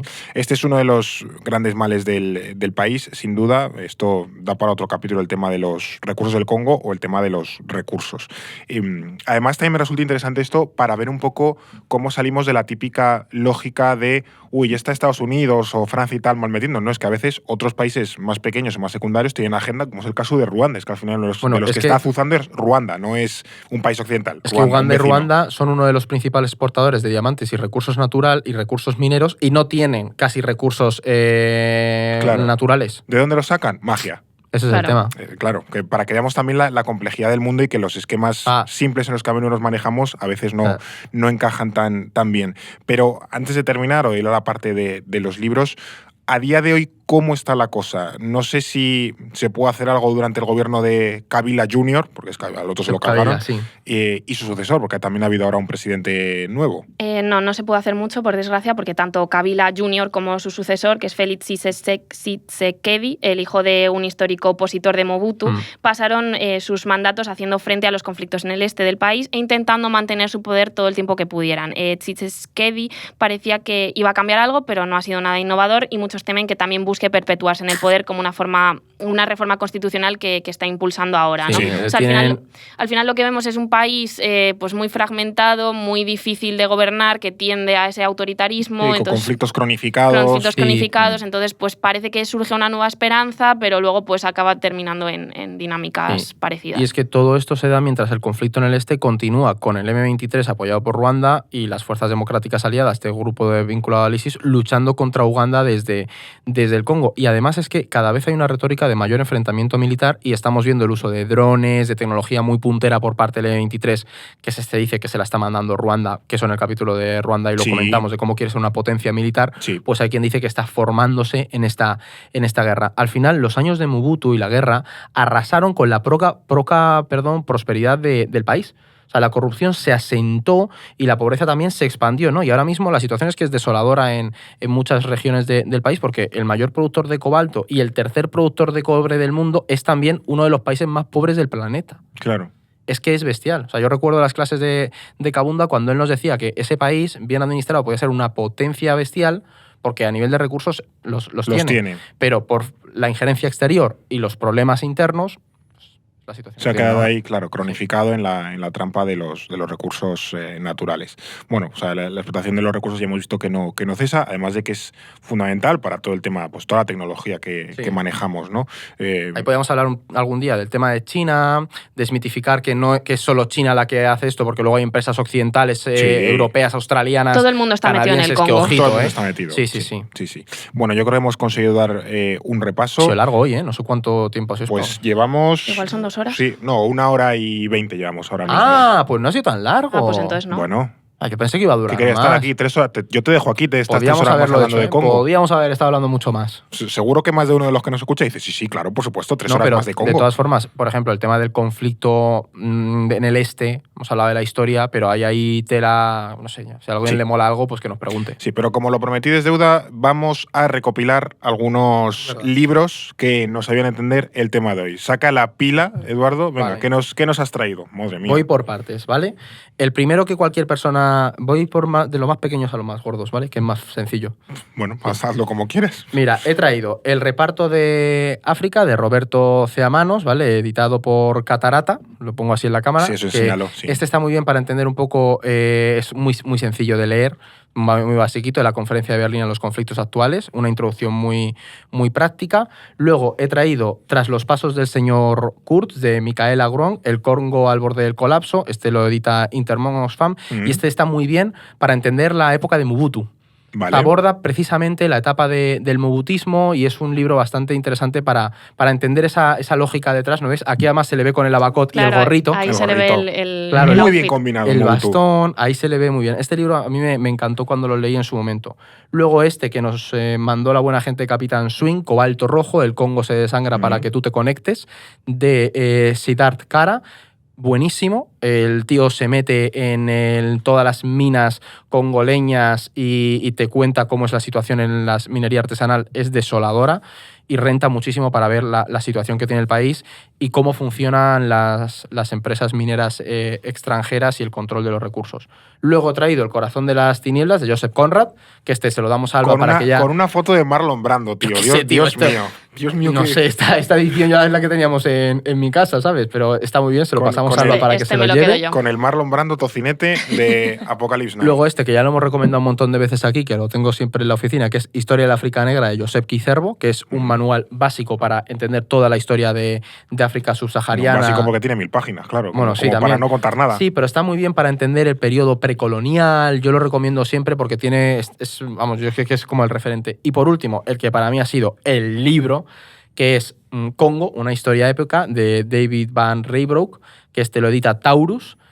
Esto es una maravilla. Buena almendra, ¿eh? O sea, yo esto... Qué pasada de edición, ¿eh? Qué bonita la edición. Yo hacía tiempo que no... O sea, ¿pero esto lo has conseguido ahora? A mí esto me lo regalaron. Por ahí? Me lo regalaron hace un montón en una charla a la que fui, que no me pagaron, pero me regalaron el libro y digo, mira, mejor que me hayas pagado, porque me has hecho feliz. Y o sea, es que esto es un libro que tengo subrayadísimo, es espectacular. Este libro está súper bien para entender toda la historia del Congo. Básicamente el guión ha salido sobre todo de aquí, y hay anécdotas que se nos han quedado por contar. Llega hasta 2010, pero es espectacular el libro. O sea, a mí me ha parecido una maravilla. Sí, aunque esto, aquí voy a contar una cierta confidencia, que aunque nosotros para hacer los episodios nos leemos libros de cientos de páginas para hacer los guiones. Hombre, claro. Claro. Y a fragmentos algunos. Sí, o sea, no todos, pero a lo mejor te coges un capítulo que tarta, no sé qué. Pues sí. Y nuestros guiones pueden tener tranquilamente 25 o 30 páginas. Sí. Son 8000 y pico palabras. Claro, es decir que y no hemos resumido nada, ¿eh? El ejercicio de síntesis que ha hecho Eduardo, bastante importante. Claro, es que aquí hay un trabajo importante detrás. ¿Y tú has traído otro? Yo he traído otro, sí. Un libro que me regalaron, además hace poquito. Es bastante autoexplicativo, se llama África, es de Martin Meredith, también lo edita Intermon Oxfam. De hecho, por lo que he podido ver, es un libro que ya debe estar descatalogado o algo así. Es dificilísimo de encontrar. Eso te iba a decir, ¿eh? Es dificilísimo de encontrar, pero en cualquier caso, si lo encuentras en la típica tienda de segunda mano, en un mercadillo o algo así, hazte con él, porque ya digo, creo que ya no se edita, ya no está en el mercado. De hecho, como las segundas, o sea, en el mercado de segunda mano vale bastante, pero bueno, que si lo encuentras por ahí... Bueno, abarca, sí, una historia de 50 años de independencia, abarca desde antes de la independencia, abarca desde los años 2010, 30, así, ¿no? Efectivamente, hasta principios del siglo XXI. Y está muy bien, y evidentemente tiene capítulos dedicados a Mobutu, pero también, bueno, tiene varios capítulos dedicados a toda la historia del Congo, pero luego también a países árabes, por supuesto, el norte de África, pero también tema de Sudáfrica, es muy bueno. Ya digo, es un poco como el de los árabes, que recomendé por aquí. De hecho, ha habido gente que me ha escrito alguna vez, oye, este no lo conocía, el de los árabes, y me ha encantado. Los árabes es una pasada. Sí. Pues este de África es un poco el equivalente a los árabes, pero versión africana. Yo creo que el siguiente tiene que ser Angola, Nigeria o Etiopía. Uno de los tres. ¿Y Sudáfrica? Sudáfrica, es verdad. Yo he puesto por Sudáfrica. Sí, yo creo que ese te va a tocar a ti. Sí, a mí yo quiero Sudáfrica. Una historia muy curiosa la de Sudáfrica, sí. Es un país fascinante. Sí, muchos países africanos tienen una historia interesantísima, por desgracia muy desconocida. Hoy le hemos hecho ese repasillo a la República Democrática del Congo, que teníamos esa deuda. No así al Congo-Brazzaville, que no sabremos qué pasa con él. Al otro lado de aquí, muchos revolucionarios antirrégimen se huían al Congo-Brazzaville porque está al otro lado del río Congo. Era la colonia francesa. Claro, cruzas y te vas a... O sea, puedes llegar a Kinshasa y muchos se alojaban allí. Pero bueno, esto es lo que ha tocado el capítulo de hoy. También recuerda, más allá de las recomendaciones, que puedes apoyarnos y suscribirte. Todo el esfuerzo que hacemos de leer y escribir, que no es que, bueno, es más cómodo que estar en un andamio al sol, lo reconozco, pero aún así es un curro importante. Nos puedes apoyar y además con el código podcast tienes un 10% de descuento en la suscripción anual y luego también te llevas la bolsa todavía, que está en las últimas, la bolsa. Sí, ya le queda nada, una semanita. Quedan muy poquitas bolsas, o sea que si quieres conseguir la bolsa de tela del orden mundial, suscríbete rapidito o te puedes quedar sin ella porque ya nos quedan muy poquitas. Ya digo, así apoyas todo el esfuerzo que hacemos en el orden mundial para este podcast, para No es el fin del mundo, para ir en la historia, nuestros artículos, nuestros mapas. Muchísimas gracias, Alba, por contarnos todo esto. Gracias a vosotros. Y muchísimas gracias, Eduardo. A ti. No así por tu no encomiable labor constructiva. Estará arreglado, lo veréis. Próximo capítulo. ¿Quieres hacer alguna promesa electoral? Yo creo que espero que para la semana que viene hayamos dado alguna solución. ¿Sabemos qué tendremos la semana que viene? Sí, pues nos vamos a lo hemos mencionado por aquí. Antes hablábamos de que el Congo es un buen país para entender la historia global. Nos vamos a un conflicto que nos explica mucho de la historia global. Igual hablamos de la Segunda Guerra Mundial. De la Guerra Mundial Africana a la Guerra Mundial a secas. Sí. Pues nada, que se acerca el aniversario. Sí. Pues nada, haremos un repasillo de la Segunda Guerra Mundial. Pues nada, eso, que muchísimas gracias. Gracias a ti también, que nos escuchas siempre en Spotify, en iVoox, en Amazon, que nos ves en YouTube, también en Apple Podcast. Recuerda también, si no escuchas nuestros episodios cortitos, contanos por qué, un poco, ya digo, cuál es tu experiencia, por qué no te terminan de encajar y nada, y lo leeremos atentamente. Y nada, en una semana, en menos, en unos días, nos tienes aquí de vuelta en No es el fin del mundo. No es el fin del mundo, el podcast semanal del orden mundial. Producido por The Voice Village. Dirección Eduardo Saldaña. Conducido por Fernando Arancón y guión de David Gómez y Alba Leiva. Producción ejecutiva Ricardo Villa. Diseño de sonido y sintonía original Pablo de Diego.